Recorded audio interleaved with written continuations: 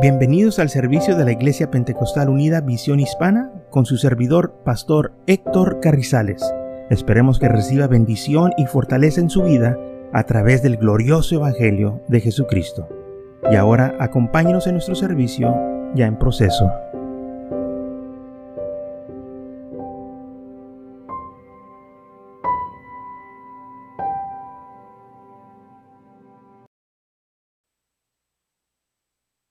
Muy bien, entonces 1 de Juan capítulo 4, versículo 2 al 3 dice: en esto conocer el Espíritu de Dios, todo espíritu que confiesa que Jesucristo ha venido en la carne es de Dios. Jesucristo vino en la carne, o sea, nació de una mujer, tenía cuerpo de humano, era humano, lloraba, se cansaba, tenía hambre, tenía sed, porque el Dios de la gloria se preparó un cuerpo y en ese cuerpo Él moró, el cuerpo que nosotros llamamos Jesucristo, hijo de María, hijo de José, y también dice la Biblia, hijo de Dios, pero Dios estaba en ese cuerpo. Dice Pablo que Dios estaba en Cristo.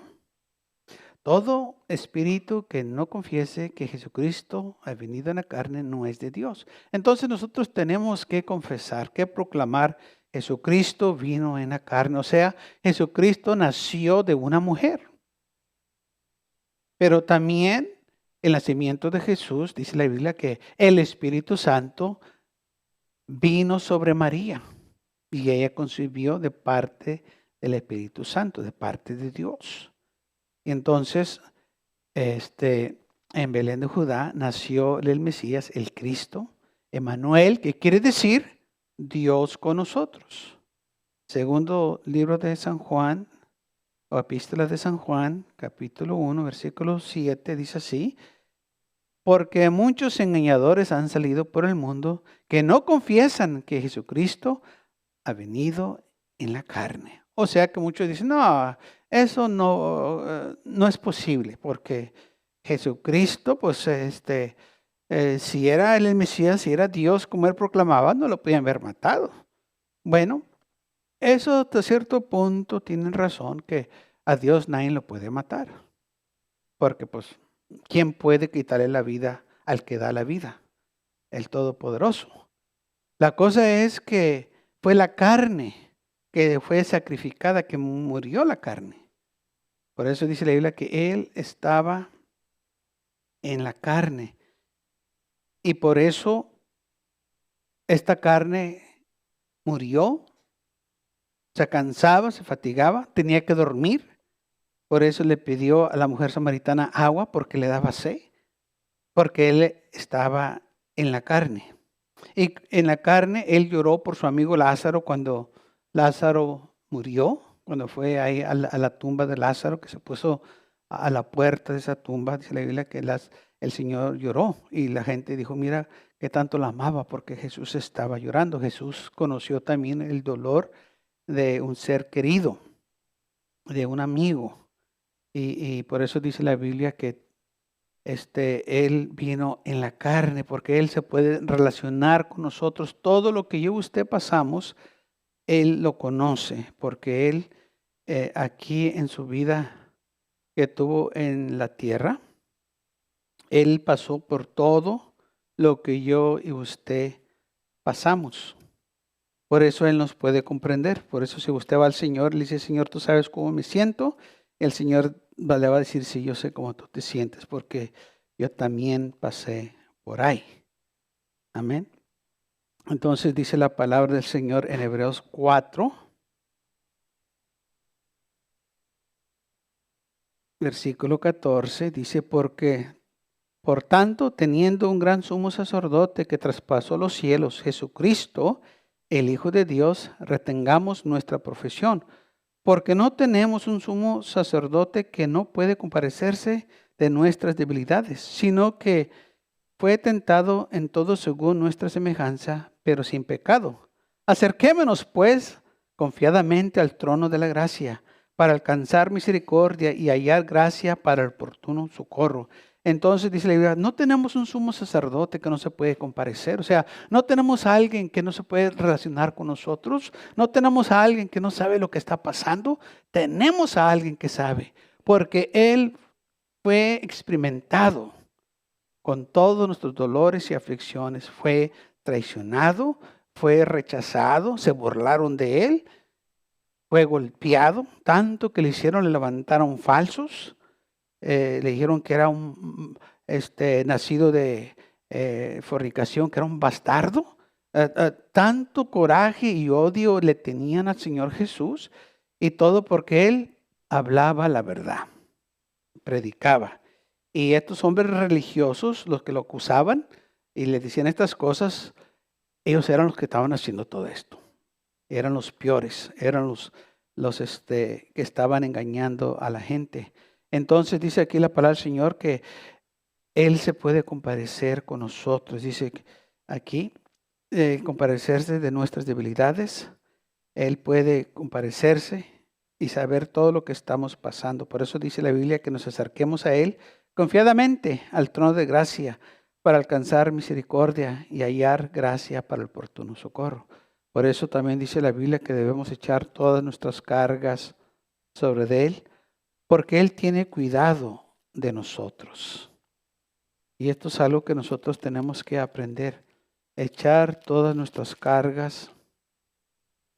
Amén. Todo lo que tenemos que nos está afligiendo en los brazos del Señor. El Señor quiere que nosotros confiemos en Él. Él quiere que nosotros le demos todo lo que nos está molestando, todo lo que nos está estorbando, todo lo que viene a nuestras vidas, hermanos. Él se interesa de nosotros y Él quiere socorrernos en todo lo que, en todo lo que pasamos, en todas nuestras aflicciones. Por eso dice la Biblia que Él se puede compadecer con nosotros. Y gracias a Dios por ello, que podemos llevarle todo a nuestro sumo sacerdote. Amén, que Él es nuestro mediador. Primera de Timoteo, capítulo 2, versículo 5, dice, porque hay un solo Dios y un solo mediador entre Dios y los hombres, Jesucristo, hombre. Dice Jesucristo, hombre, porque Él fue hombre. Y como tenía la apariencia de hombre, hablaba como hombre, vestía como hombre, todo como hombre, por eso la gente no podía creer que Dios estaba en él. Y cuando él decía que era el Hijo de Dios, la gente no lo podía creer. Es imposible. La gente decía, ¿tú eres el Hijo de María? José es tu padre, tus hermanos, tus hermanas, nosotros los conocemos. ¿De dónde sales tú ahora que eres el Hijo de Dios? Te miramos crecer. Sabemos quién eres. Tú no estás bien. Algo tienes, pues, que locura. Que te digas que tú eres hijo de Dios, que tú eres el Mesías. Imagínense si uno de sus familiares viene a usted y le dice que es el Mesías. ¿Qué es lo que va a pensar? ¿Qué es lo que estás tomando? ¿Qué hiciste? ¿Con quién te estás juntando? ¿Qué es lo que estás viendo? Es lo primero que la gente iba a reaccionar. Pues ahí, te conocemos. ¿De dónde sacas tú que eres hijo de Dios? Es exactamente lo que estaba pasando Jesús. Por eso muchos no lo rechazaron. Por eso el Señor dijo que los profetas no son honrados en su propia nación. Por esta razón, porque la gente los conoce. Y dice, pues nosotros te conocemos. ¿Cómo dices tú que eres hijo de Dios? ¿Cómo dices tú? Y fíjese, si analizamos bien las cosas, y si usted analiza bien cómo está la situación, hay gente que le cree más a extraños que a gente que ellos conocen. Se mira una y otra vez. Viene un loco y dice cosas y la gente le cree. Y el pastor tiene años predicando cierta cosa y todavía no lo quieren aceptar. ¿Y qué pasa? Pues es que el pastor lo conocemos y aquel no. Y por eso le hace más caso a aquel. Y así es. Que la gente se deja llevar así. Los que son débiles, claro. Y lamentablemente esto fue lo que pasó con Jesús. La gente no lo quería reconocer. Y por eso fue rechazado. Y bueno, sabemos lo que dice San Juan, que a los suyos vino, pero los suyos no lo recibieron. Y por la razón que tenía la apariencia de hombre, era hombre, hablaba como hombre. Pero las obras que él hacía no eran de hombre, era de Dios. Levantaba a los muertos, sanaba a los enfermos, le daba vista a los ciegos, caminaba por el agua, reprendía el viento y el mar. Y por eso los discípulos comentaron en una ocasión y dijeron, ¿qué clase de hombre es este? Que aún los vientos y el mar lo obedecen. Yo te voy a decir qué clase de hombre era. Era el Cristo y el Mesías, el Santo de Israel, el que creó el mar y la tierra. Por eso cuando él habló, aquel mar reconoció quién era esa voz y le hizo caso. Y cuando él caminó por arriba de esa agua, no era la primera vez que eso sucedió, ¿sabe? Dice la Biblia que en el principio se movía el Espíritu de Dios, ¿por dónde? Sobre las aguas. Entonces cuando él caminó por el agua lo reconoció quién era. ¿Sabía quién lo andaba pisoteando? El mismo que andaba antes en el Espíritu, ahora andaba aquí en la carne haciendo lo mismo. Por eso los vientos y el mar lo obedecían, porque Él los hizo. Y cuando Él hablaba, cosas sucedían. Por eso la gente se quedaba admirada de su doctrina. Y dice la Biblia que hablaba con autoridad, no como los escribas y los fariseos. Pues claro que él iba a hablar con autoridad. Fíjate quién era. El Mesías, el ungido, el prometido, el que iba a venir. Y la gente se quedaba, dice la Biblia, admirada de su doctrina, de lo que él les enseñaba. Y cada vez que él abría la boca y hablaba, cosas pasaban. Cuando él hablaba, los demonios sabían quién era el que estaba hablando. Cuando lo miraban que venía de lejos, ellos sabían quién era que venía de lejos. Y corrían a él y se postraban ante él. Y le decían, nosotros sabemos quién eres tú. Tú eres el Hijo del Altísimo. Pero dice la Biblia que él los reprendía y no les dejaba que hablasen. Pero nosotros no nos va a reprender si le damos la honra y la gloria.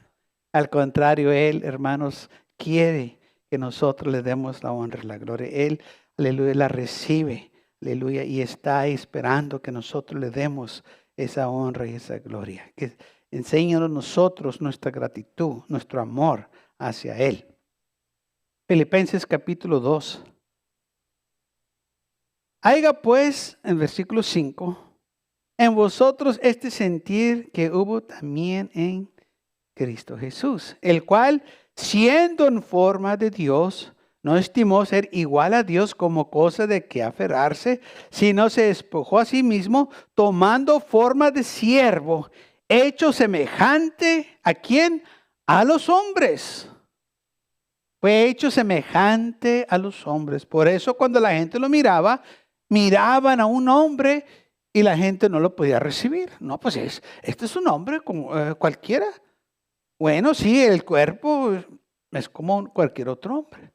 Oh, pero lo que estaba en él es la diferencia. Y hermanos, lo que hace la diferencia en nosotros es lo que está en nosotros. El Espíritu Santo. Aleluya. Esta carne es de aquí terrenal. Oh, pero lo que el Señor ha puesto en nuestro corazón, su Espíritu, es lo que hace la diferencia. Entonces dice que se despojó a sí mismo, o sea, dejó su trono, dejó todo lo que tenía y se puso, hermanos, este cuerpo, dice, tomó forma de siervo, hecho semejante a los hombres. Y estando, versículo 8, en la condición de hombre, se humilló a sí mismo, haciéndose obediente hasta la muerte y muerte de cruz. Entonces, por esa razón, se tuvo que él manifestar en carne, o venir en carne, o tener cuerpo humano para poder morir. Era la única manera que él podía morir por nosotros.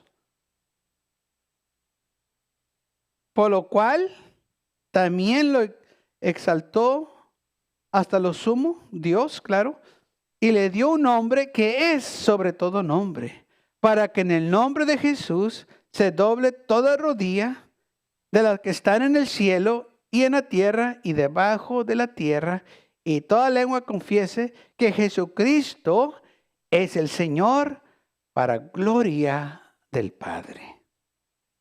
Entonces dice, y estando en condición de hombre o de humanidad, tenía sangre en sus venas.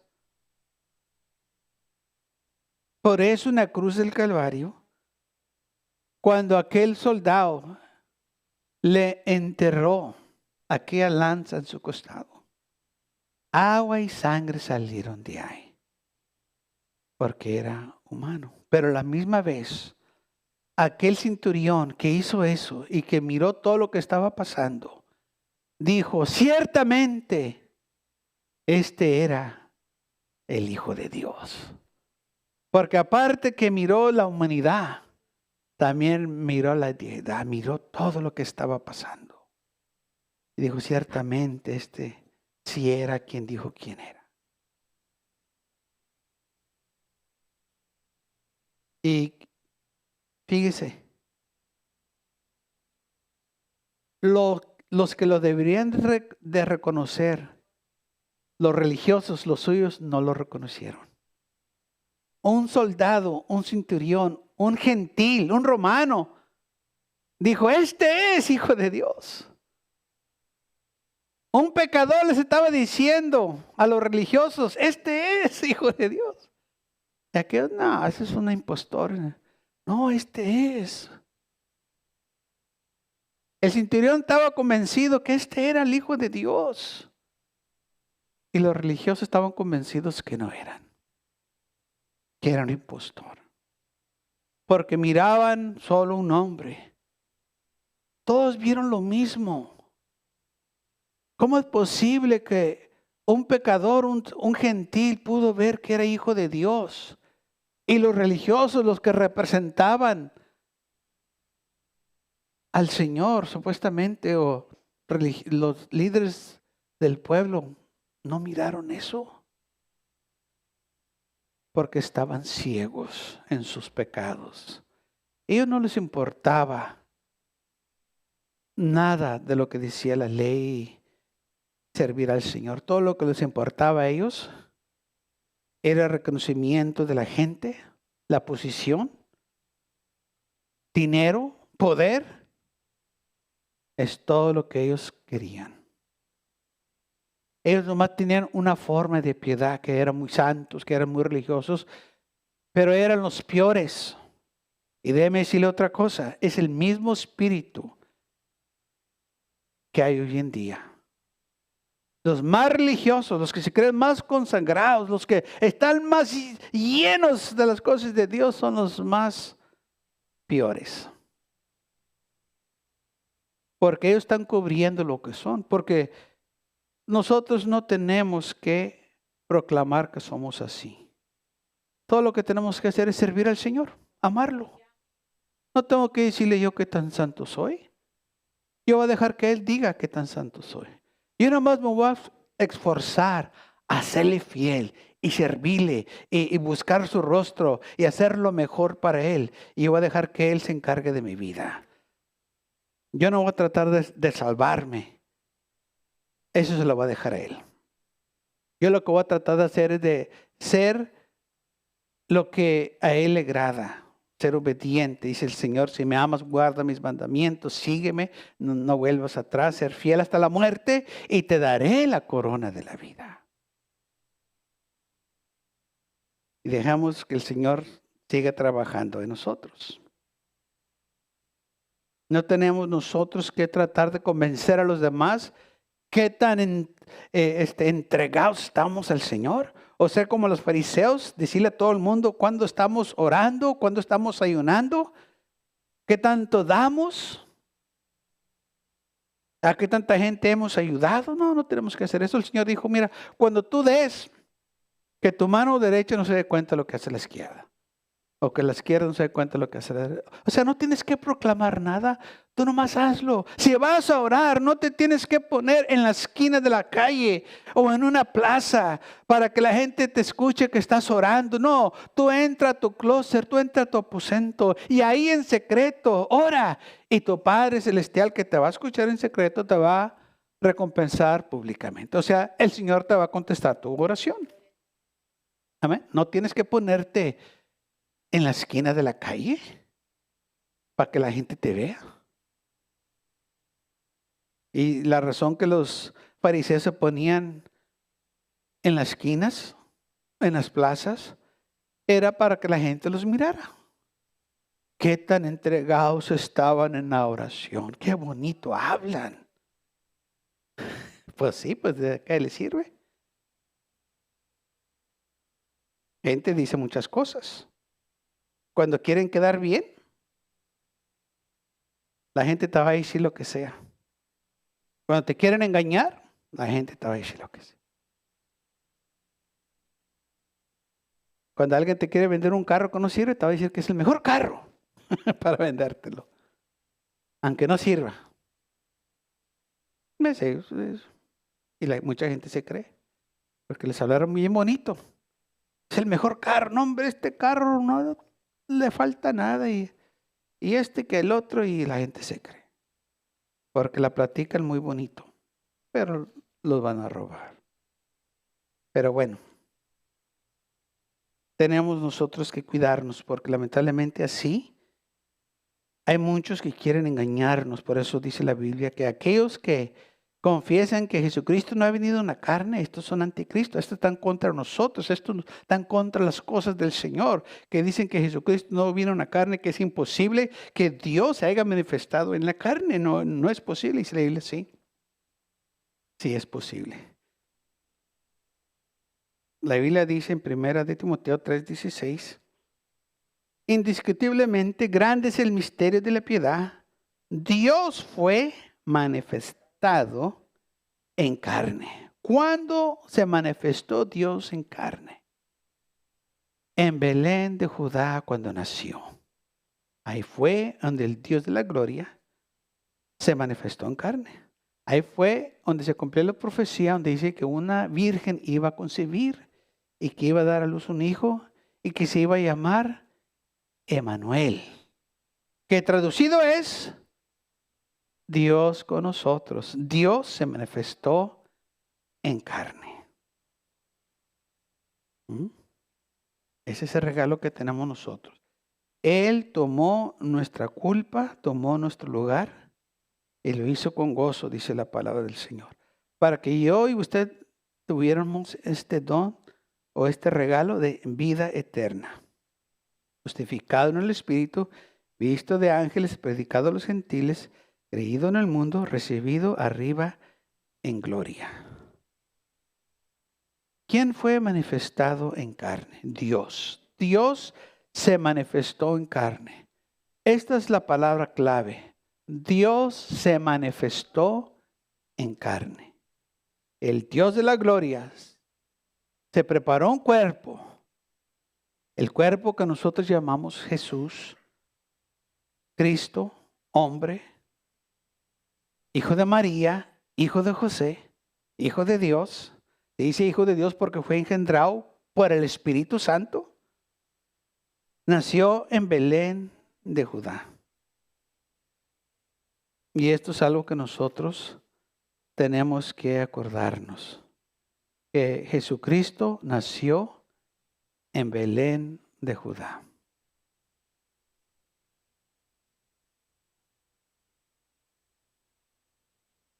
Gálatas 4:4 dice, pero cuando vino el cumplimiento del tiempo, Dios envió a su Hijo, nacido de mujer, nacido bajo la ley. Cuando se llegó el cumplimiento del tiempo, ¿en dónde se llegó el cumplimiento del tiempo? En Belén de Judá. Dios envió a su Hijo. Nació Jesús ahí. Este es el regalo de nosotros. Este es el don que tenemos ahora, vida eterna. Porque el Dios de la gloria vino a buscar y a salvar todo aquello que se había perdido. Nos vino a buscar a nosotros.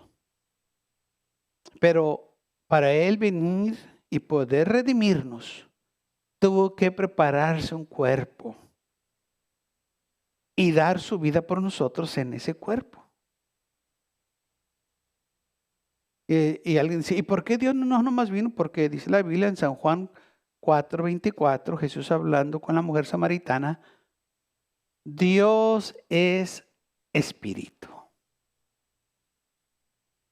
Entonces, si Dios es espíritu, claro que no se ve, no lo puedes tocar, así como puedes tocar un humano.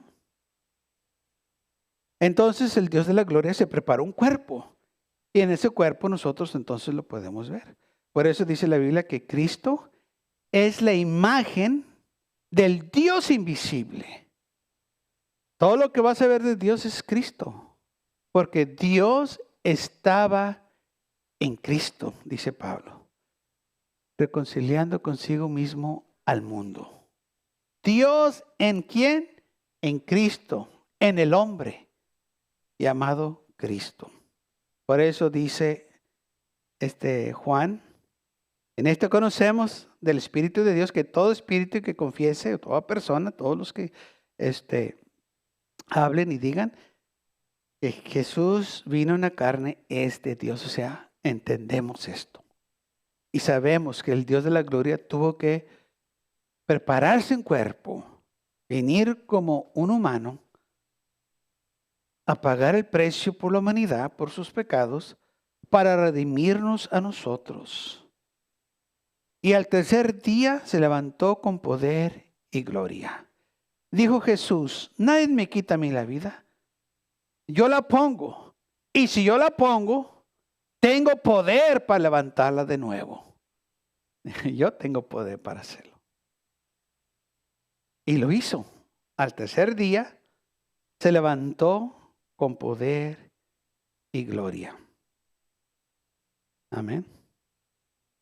Entonces dice, por esta razón todo rodillas se va a tener que doblar, toda lengua que confesar que Jesucristo es el Señor.